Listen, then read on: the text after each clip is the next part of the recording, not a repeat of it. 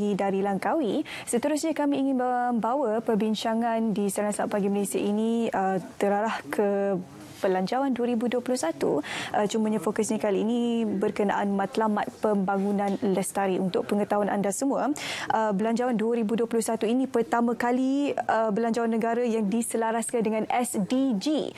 Apa itu SDG? Mungkin ada setengah daripada anda semua yang sudah mengetahui apakah SDG. Jadi hari ini kita akan bincangkan sikit sebanyak berkenaan belanjawan dan juga SDG ini. Selamat datang diucapkan kepada Profesor Mada Dr. Zainal Abidin Sanusi selaku Pengarah Pusat Sejahtera dan Kelestarian untuk Kelestarian dan Kemanusiaan Universiti Islam Antarabangsa. Apa khabar Prof Zainal? Terima kasih bersama dengan kami hari ini.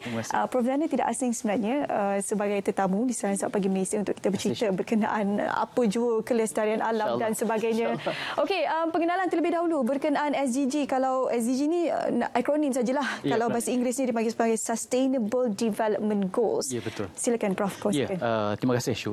Untuk menterjemahkan ke Melayu dia, kita mungkin pakai Matlamat Pembangunan Lestari, MPL ya. Tapi mungkin untuk tujuan kita guna SDG lah. SDG ni kita sudah United Nations ya, Bangsa-Bangsa Bersatu telah memulakan komitmen terhadap SDG.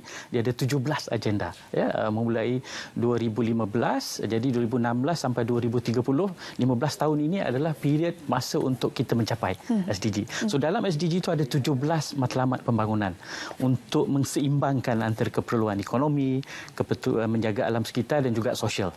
Jadi secara umumnya kenapa ia berkait dengan belanjawan, kerana belanjawan ini untuk pembangunan.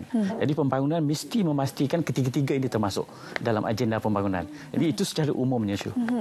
Okey, kepentingan sebenarnya peruntukan yang disediakan di bawah belanjawan 2021 ini untuk merealisasikan 17 agenda di bawah SDG. 17 itu satu perkara yang banyak.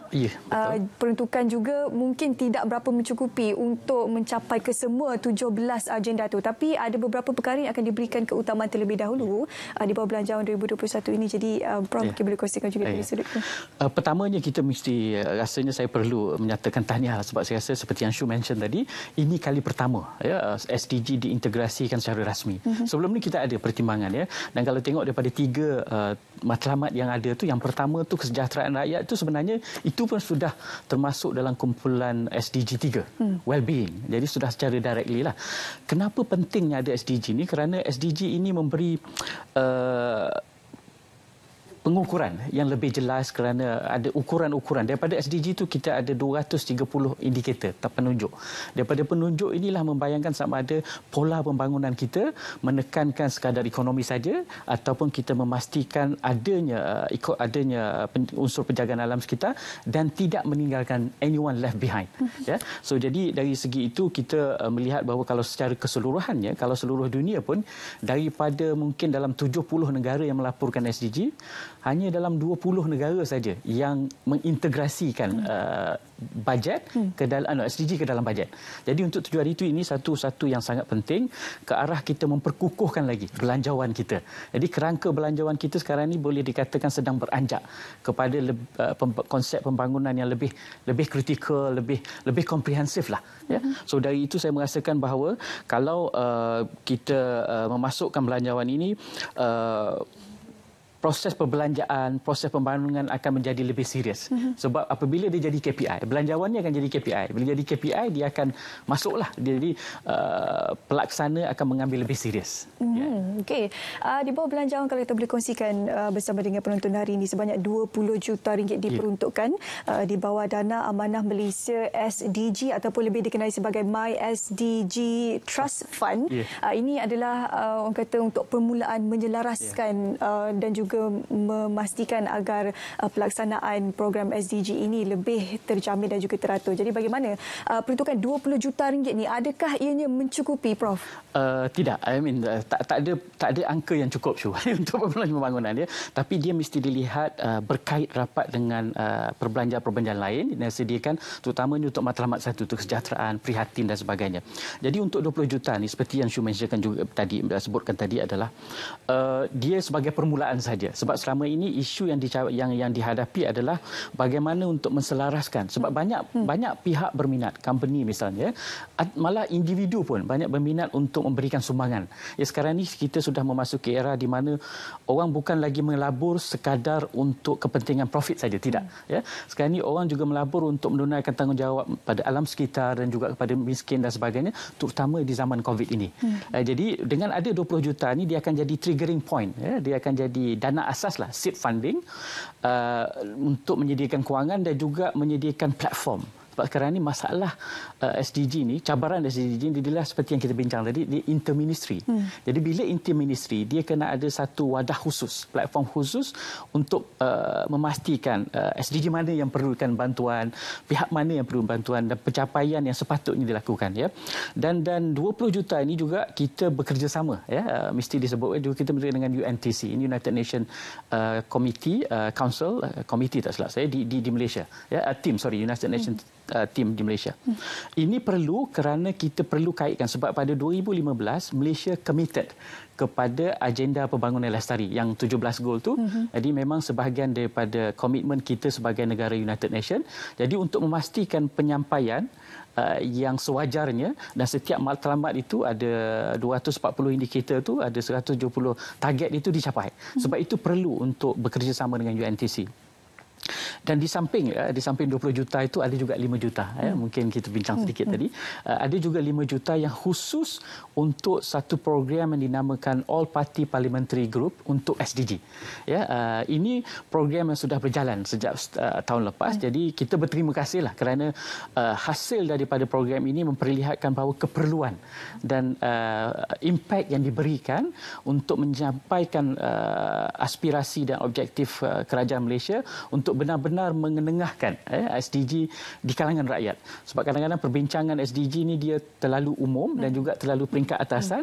Untuk sampaikan ke bawah, APPG ni alhamdulillah, ya, telah melaksanakan ini. Jadi mungkin dengan tambahan 5 juta itu kita akan boleh lebih meluaskan lagi, ya, konstitusi yang terlibat, kerana ini melibatkan members of parliament. Ya, itu cantiknya program ini sebab dia terus daripada Putrajaya terus kepada, kalau katakan daripada Kajang terus ke Kajang. Ya, jadi kita dapat lihat bagaimana agenda pembangunan lestari itu turun daripada pejabat Perdana Menteri misalnya terus ke bawah. Jadi itu saya merasakan bahawa dengan adanya allocation khusus 5 juta dan juga 20 juta ini sesuatu yang sangat diperlukan, sangat kritikal dan merupakan tanda aras pada saya komitmen negara, komitmen belanjawan negara terhadap agenda SDG. Okey, mungkin Prof juga boleh kongsikan antara projek-projek yang mungkin boleh memanfaatkan daripada peluang dan juga pertukaran yang diberikan di bawah Belanjawan 2021 ini menerusi untuk memperkasakan lagi melaksanakan SDG. Yeah. Kalau secara umum ya kita tengok yang banyak selain daripada 20 juta dan 5 juta itu seperti kita bincang juga tadi, kita ada Green Tech Fund dan juga ada sukuk prihatin dan sebagainya. Ini bilion yang didinikan ini untuk memastikan bahawa pembudayaan SDG di kalangan industrial player, businessman dan sebagainya supaya akhirnya lebih ramai orang dapat mendapat manfaat hasil daripada usaha untuk kita menghijaukan dan juga memastikan bahawa setiap orang menikmati kek ekonomi ini, ya. Secara khususnya projek-projek yang kita rasa perlu mendapat perhatian dan perlu yang akan insya-Allah mendapat manfaat adalah projek-projek yang bersifat ramai stakeholders. Ya, maksudnya bukan sekadar kumpulan bisnes saja, tidak, ya. Dia memastikan ada kumpulan masyarakat terutamanya yang mahu memastikan bahawa proses pembangunan komuniti di tempat dia. Sebab kadang-kadang bajet nak sampai daripada atas ke bawah tu dia ambil masa. Jadi bila ada funding begini, dana begini, kita boleh terus bagi dan kumpulan komuniti, NGO atau kumpulan masyarakat boleh memohon untuk funding ini untuk kita laksanakan projek yang betul-betul tidak terganggu di birokrasi, kerenah dan sebagainya, politik dan sebagainya. Kita boleh memanfaatkan orang kampung terus misalnya. Mungkin dia nak tanam di Bentong masa projek yang kita buat, nak mengusahakan dia panggil agro farming. Ya, ini satu projek yang saya rasa boleh secara direct dimanfaatkan. Dan juga saya rasa projek-projek lain adalah projek yang bukan sekadar untuk keperluan mendapatkan pendapatan sahaja, tapi aktiviti yang dilakukan itu tidak merosakkan alam sekitar. Yang itu kritikal. Maksudnya dia perlu seimbangkan antara keperluan ekonomi dan juga keperluan menjaga alam sekitar. Betul. Dan antara program lain ni dipanggil antara Save 2.0. Ya, betul. Ini antara program yang mungkin ramai tak tahu sebenarnya. Betul. Kalau anda membeli penghawa dingin ataupun peti sejuk yang mempunyai teknologi yang hijau dan juga berjenama tempatan, anda boleh mendapat rebat sebanyak RM200 sebenarnya. Banyak. Contoh kalau kita beli penghawa dingin harga RM1,200 boleh dapat rebat lagi RM200, jadi harga tinggal RM1,000 saja. Ini antara langkah-langkah awal yang diambil oleh pihak kerajaan untuk memastikan Malaysia mengikuti 17 agenda utama di bawah Sustained Development Goals SDG yang kita bincangkan sekarang ini. Ada banyak lagi perkara-perkara yang perlu diperincikan sebenarnya, Prof. Kalau kita beri masa 15 minit memang tidak cukup sebenarnya. Harapan daripada Prof sendiri apabila Prof pertama kali mendengar SDG ini war-warkan, dibentangkan oleh Menteri Kewangan dalam Belanjawan 2021, pasti banyak perkara yang terdetik dalam minda Prof untuk menambah baik sistem ekonomi kita dan juga mereka yang berada di Malaysia untuk melestarikan kehidupan masyarakat Malaysia. Pertamanya saya rasa bersyukurlah sebab kita kalau kumpulan penyelidik industri dan dah lama kita duduk memohon supaya SDG ini secara rasmi masuk dalam belanjawan supaya lebih mudah kita rujuk projek dan sebagainya. Kedua yang saya harapkan adalah dari segi pelaksanaannya lah. Seperti biasalah kan isu-isu pelaksanaan. Kita boleh cantik di atas kertas tapi pelaksanaannya jadi cantiknya SDG ini, pelaksanaan itu mesti memastikan 4 keperluan. Dia tak boleh satu grup saja, dia tak boleh pihak kerajaan saja, dia tidak boleh pihak industri saja, dia tidak boleh juga bisnes saja atau masyarakat. Empat ini mesti hadir bersama. Jadi harapan saya adalah satu perkara yang paling utama mesti dia ketengahkan, kita panggil quadruple helix. Maksudnya empat ni mesti sekali. Kalau tidak nanti dia akan bocor sana sikit.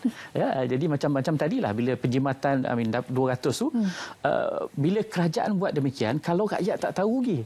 Jadi sebab tu SDG ni bila masuk SDG empat ni mesti sekali.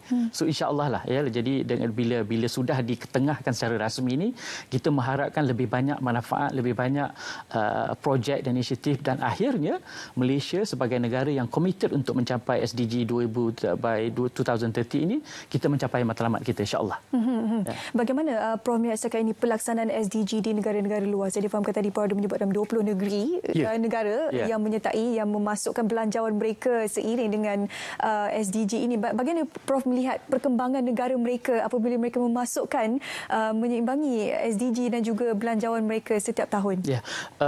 Daripada mungkin dalam 20-30 dia ada peringkat-peringkat kita ini mungkin dalam peringkat yang masih lagi kalau tahun lepas kita memohon supaya perbelanjaan dikaitkan dengan SDG, tapi tahun ini memang kita daripada awal proaktifly meletakkan SDG. Jadi secara perbandingan kita mungkin dalam negara yang masih peringkat awal lagi untuk memanfaatkan SDG ke dalam budgetary process, dalam proses belanjawan.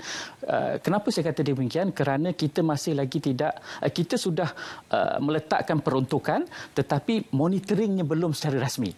Jadi pengukuran, ada pencapaian, assessment, evaluation dan sebagainya. Kalau negara yang lain mereka sudah meletakkan secara khusus SDG 1, 2, 3 dan 4 bajetnya berapa.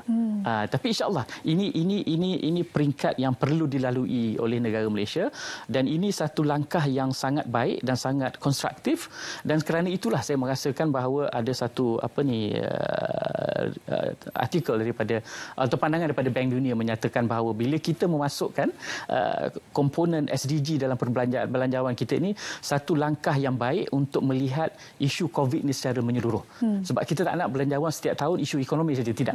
Jadi bila ada COVID ni, isu kesejahteraan rakyat yang diletakkan sebagai matlamat nombor 1 itu adalah sesuatu yang sangat cantik, dan sebab itu kita tengok negara lain pun dia tidak meletak. Kalau dia meletakkan SDG, dia akan menseimbangkan. Kalau sebelumnya dia selalu terlalu economic driven, tapi bila letak SDG dia akan jadi kurang sedikit.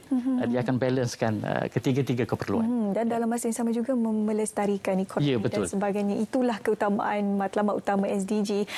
Saya juga difahamkan Prof akan ada projek di masa hadapan bersama dengan Menteri di Jabatan Perdana Menteri, iaitu Datuk Seri Mustafa Mohamed sendiri, Datuk OPA. Kalau Prof Zainal boleh kongsi sikit berkenaan projek itu kepada penonton, silakan.